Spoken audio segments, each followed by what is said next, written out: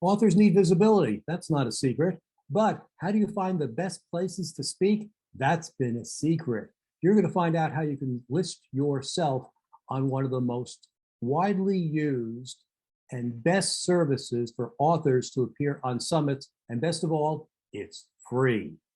Hi, I'm Dan Janal, the author of more than a dozen books, including Write Your Book in a Flash. I'm a book strategist, and I can help you write your book as a ghostwriter, book coach, or developmental editor. Now, let's get started. Steve Eriksen is here with us today from Event Raptor.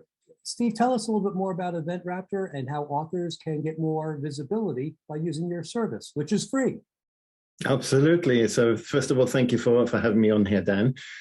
So basically, we have a speaker directory where you go and list yourself and you talk about what you want to speak about as a speaker. You select the kind of categories and topics that you speak about. And then we have hosts who are going there to look for speakers for the summits, for their events, anytime they want to have a meeting where they want to have guest speakers. So we both help the event hosts set up their own events in the system, but we also have event hosts from outside of our system coming and actively looking for speakers. We're being told by speakers in the directory that they're being approached by hosts from outside of the system saying, can you come and join my summit? Can you come and speak at my event?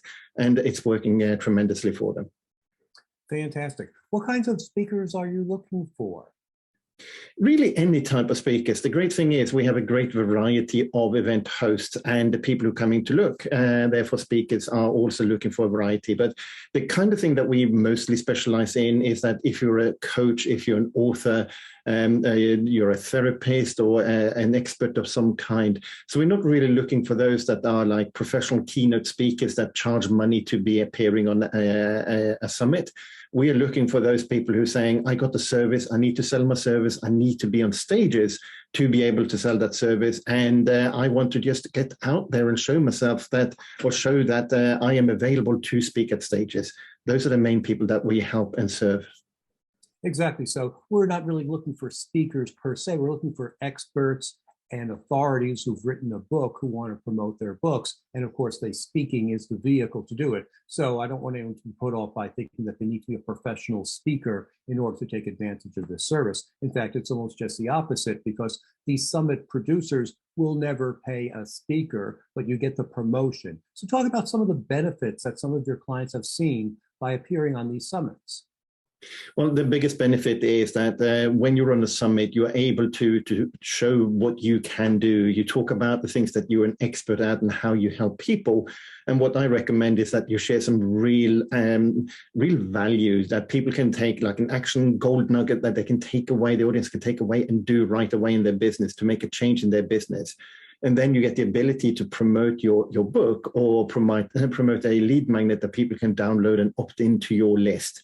And by doing that, you can then contact them later and keep working with them and sending them free stuff and information, bring them to your webinar, and then help convert them into clients. That's one of the main purposes of being on a summit. Exactly. I love the idea of list building. So on one hand, you're creating a win-win situation by giving people real golden nuggets that they can use. And when you do that, people get to know, like, and trust you, and they see you as the leader who can take them from mess to success. Then they want to download your freebie and interact with you. And the more relationship you build with them, the better. So this is a wonderful way to increase your mailing list and increase your visibility. What are some don'ts that you would advise people to avoid when they appear on a summit? What are some deal killers? So the real deal killers is when you're just interested in yourself. When you're just promoting yourself and being unashamedly about it. That's the real deal killer. What you need to talk about really is what you can do for the host. How do you, being on the summit, elevate the event for the attendees? How is that going to reflect well on the host? What is the value that you're bringing? If you can demonstrate that value, if you can show to the host that really by having you on their summit, their audience is going to benefit and they're going to love the host because of it. No, you don't phrase it like that, but if you can demonstrate that through the text that you're using to profile yourself, then people are really keen to have you on board and be speaking at their summit. Excellent point. I was just going to raise that. Everyone who is a member of your service, which is free, gets to list their personal profile and profiles of what they speak about. Can you tell us a little bit more about what kind of information really would make a event producer see that you stand out from all the other people who do similar topics? Absolutely. It's very related to what I just said there. So really to talk about, if you're speaking to the audience, what is the audience going to learn? What is the benefit they're going to get? And also bear this in mind. It used to be that event hosts would pay thousands of dollars for speakers to come and speak on the stage. And that's really changed, partly with the pandemic and partly because we're just evolving and going to that virtual stage. The host is also looking at how can you bring an audience into the summit. So do talk about the fact that you have a following. Do talk about what kind of coverage you have out there in terms of email lists and exposure on LinkedIn and all of these other platforms, what kind of groups you have and how that will assist the host in actually filling the summit with interested parties. Also talk about the kind of client audience that you have, because if the host is doing the right job, they will be filling the room with the same kind of audience as you have. Otherwise, there's no point in speaking there at the summit if it's not your audience that are going to be in the room. And same for the host; they will want you there if they have the same audience. So also talk about the audience that you have. The more you can appear appealing to the host, saying, "Hey, look, I'm going to work with you. I'm going to be promoting you. This is my audience, and that's a match for the host." The more likely they are actually going to be to come and invite you to speak at their summit.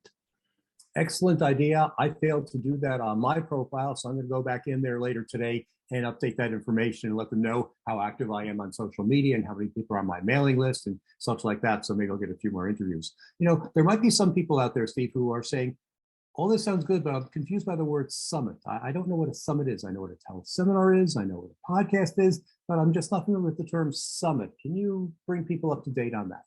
Absolutely. So the summit is really just a teleseminar that is now happening on video with multiple speakers. So it can be pre-recorded, it can be live in Zoom, for instance, and you're having a number of speakers coming in on speaking on different topics, hopefully all related topics to the theme of the summit. And often that can be a one day, it can be several days. And each of the speakers can get anything from 20 minutes to a full hour to actually talk about what they're doing. And the host's responsibility is to bring in an audience that you can actually speak to as well. And if everything goes well there, then you build your know, like, and trust factor. You build the authority by being on their stage, and you're helping the host to do the same. Let's talk about the promotion a little bit, because you touched on something that I want to amplify. There might be a dozen other speakers talking about various aspects of that topic that you are involved in. And each of them generally do promote the event. So you're getting the benefit of their lists. Your people are getting exposed to 10 other speakers, and those 10 other speakers lists are getting exposed to you as well. So your reach could literally be in the hundreds or thousands or tens of thousands of people.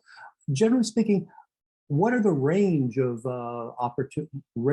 sizes of summits that you've seen people do in terms of list building and attendees? That's an excellent question. And it really depends on the speakers that you have, because here's the key thing about the summit. The speakers need to be promoting to bring in the audience. The way things work at the moment with advertising, with Facebook ads and things like that, it's extremely costly to put on an event. And most people don't actually have the cash to do that. I mean, we're talking about thousands upon thousands of dollars to fill an event. So the way people are doing it right now is to saying we're bringing in a number of speakers who are promoting the event, and you get an opportunity to talk to that audience and then get that audience to opt into your list. Now, because the speakers are doing it, it really depends on the host's ability to engage the speakers and getting their commitment and agreement to promote. So we're seeing some summits having 200 people registering. We did ourselves a summit recently, about a month ago. We had about 600 people register. And then we're seeing summits that have 1,200 and 1,500. And I know that the summits taking place where they have like 10,000 people registering. Then they have got big names. It takes big names and big lists to be able to do a summit of 10,000. So most of the summits that you're attending absolutely will not be in that category. It also takes a lot of money to actually put on that kind of thing, to supporting that number of people. So expect the summit to have anything from like 200 to 1,000 people. But here's the thing, it can be really, really successful even if you only have 600 registrants. Now, when we did our summit, we had between 65 and 75 people in the room for every single speaker. So every single speaker got the ability to live in front of a live audience, about 65 to 70 people of their ideal target audience who were listening to them, and that is powerful. So we have the speakers reporting that they had amazing conversations afterwards. Several of them have got business from that directly from being on the summit. And that's why you want to be speaking at the summit as well. When you're in the hands of some and host that knows what they're doing, it can be an absolutely tremendous opportunity for you. Exactly. I believe in managing people's expectations, and I think you set the stage, pardon the pun, very adequately, quite nicely. Steve, do you have any parting words of wisdom for us? Get out there and speak. You'll only sell when you're visible. I had a period of time when I was not and I was invisible due to health issues. My sales went down. As soon as I was healthy again and I was visible, my sales went up. Get out there, get on stages, host your own event, control your own stage, and just go out there, be visible. Thank you very much. And we do have other videos here on how to create your book in a flash, as well as how to promote your books. So watch our other videos and sell more books.